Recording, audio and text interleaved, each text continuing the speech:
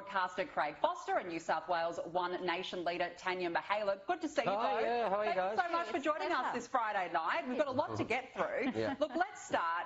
Tania, I want to ask you about these comments firstly about with Marion Scrimgeour. She seems to be the only Labor MP who is actually willing to call out youth crime crisis for what it is. She wants authorities to take a stronger approach. Is she right? Look, she is right, and well done to her for raising it.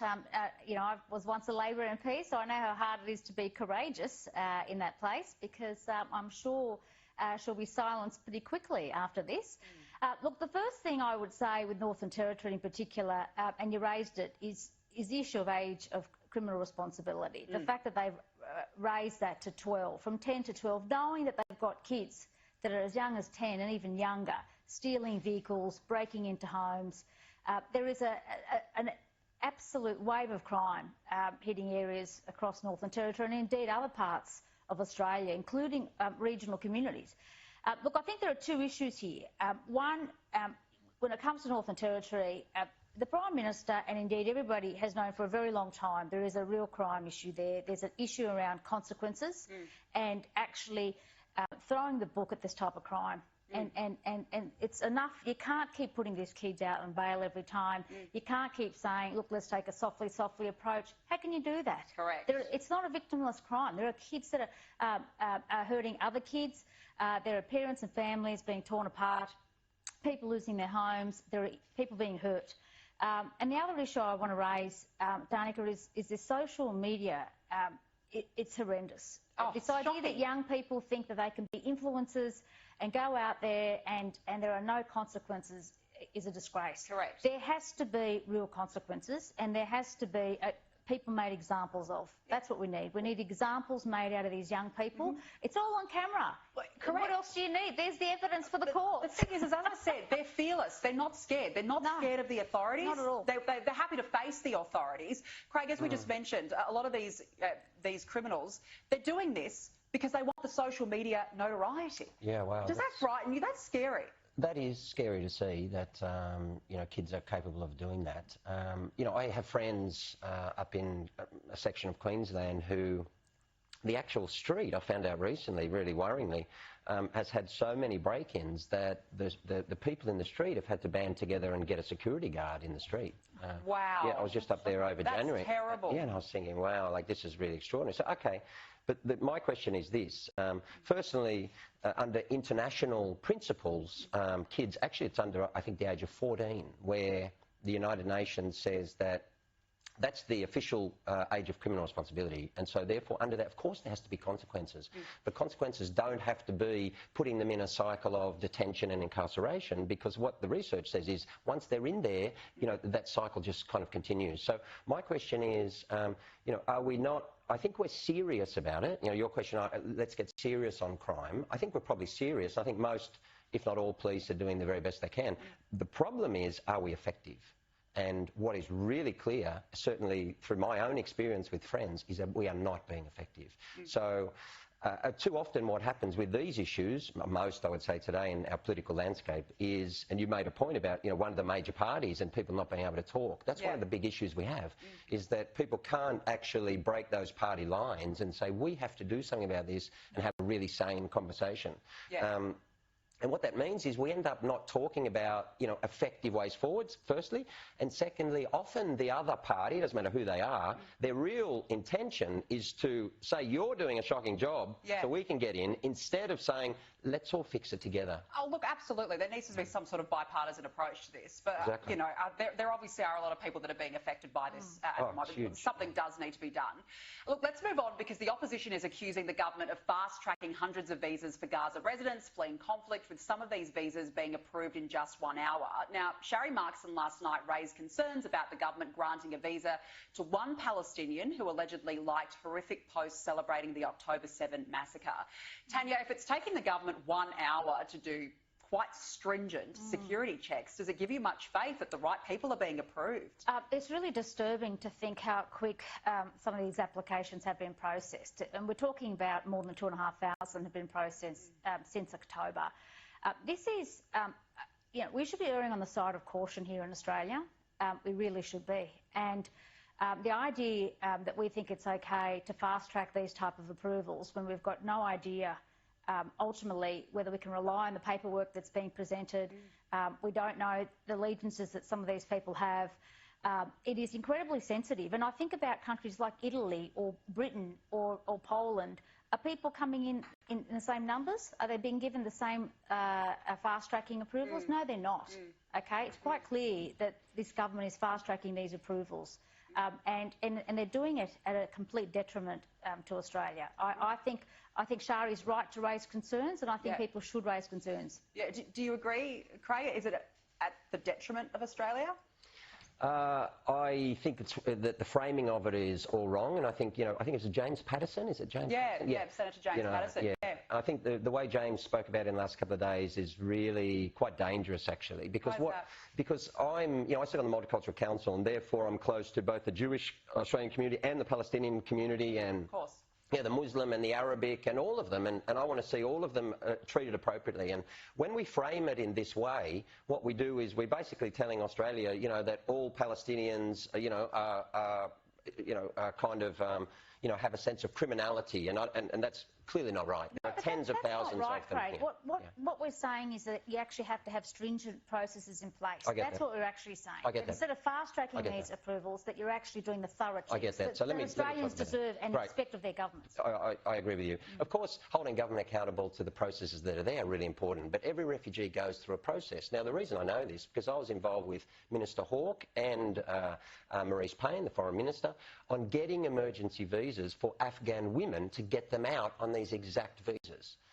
Almost 100 visas. So I was on the phone to Alex Hawke in the middle of the night, and Alex and Maurice did a fabulous job in the Morrison government during that really critical period, as all of even their political opponents agreed, getting these visas. So I know that there are appropriate things in place. Secondly, let me just point out that all of them have family members or relatives in Australia, firstly. Secondly, in order to be eligible, they have to be passed off security checks by 3 parties, I found out today. Right. Israel, Egypt and Australia. Right. And so to say that there are no appropriate checks here, with James certainly knows, because, he's a very smart... But 1 hour? 1 hour? That seems pretty quick. So the question should be raised, but what I'm saying is...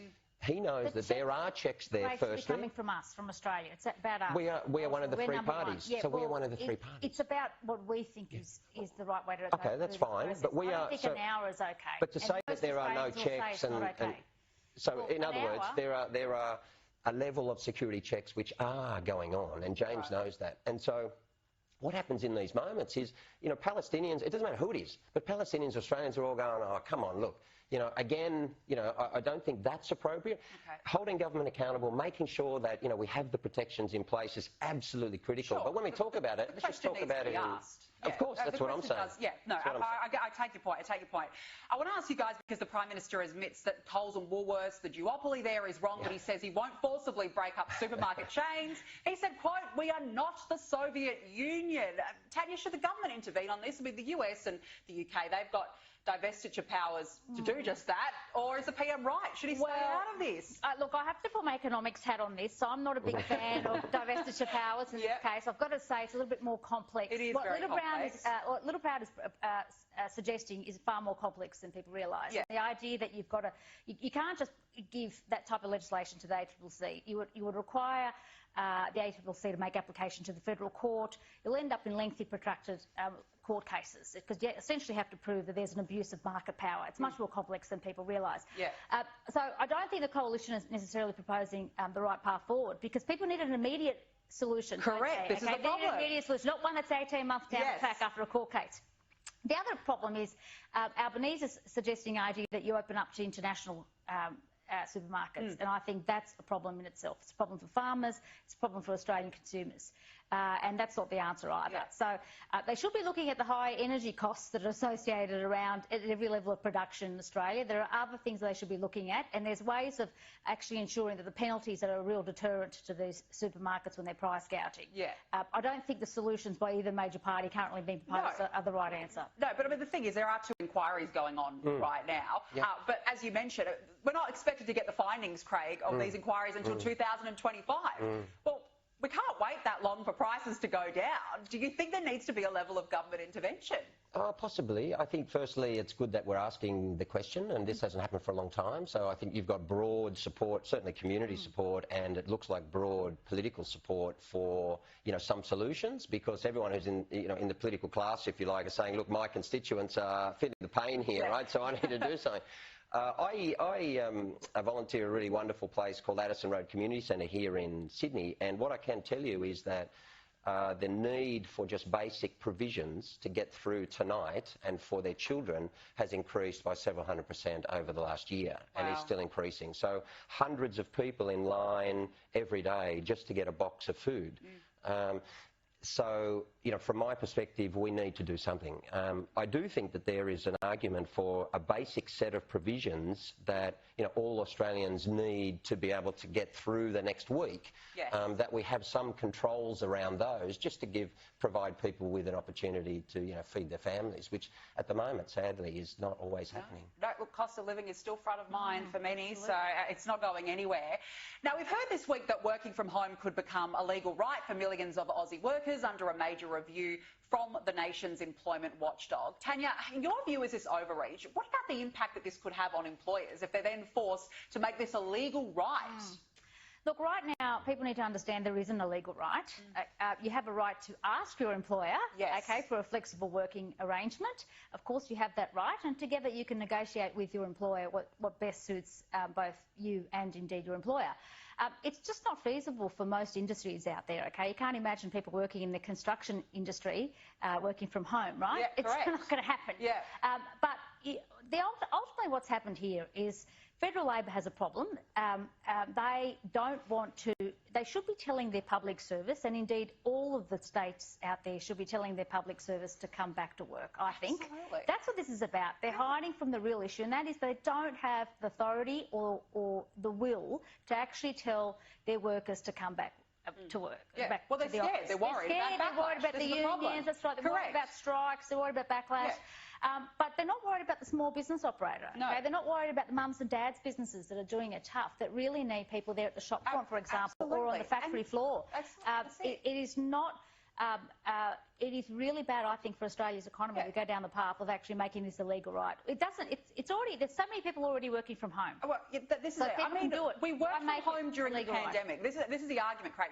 We work from home during the pandemic, but are we at a stage where we really think it's acceptable for 20-something, 30-something-year-olds to be sitting at home in their pyjamas, taking Zoom calls, taking Microsoft Team calls with their boss? I mean, is that really appropriate? I empathise with both sides here. So, I see, of course, the issue. We need strong businesses and strong small businesses and so on. And but at the same time, workers, I think, and employees throughout COVID got a sense of that perhaps there's a different conversation around balance of life and, the amount of time they invest, and you've seen that in other political conversations in the last week.